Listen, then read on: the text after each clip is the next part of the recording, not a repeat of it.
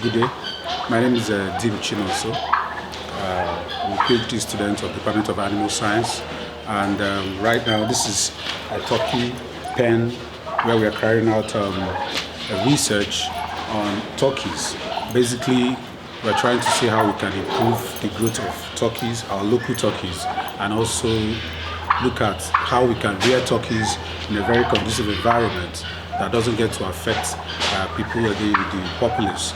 Because one thing we've noticed about poultry is the droppings from poultry, mostly they affect public health because of the odor or the odorous substances that come out of it. So what we are doing here is that we are trying to use a locally sourced feed additive to control odor in the litter and also improve their growth performance, because we know that turkeys have not been fully exploited the way the broilers have been exploited in the past. So many researches have been going on trying to include some locally sourced feed additives like these ones we are adding biochar.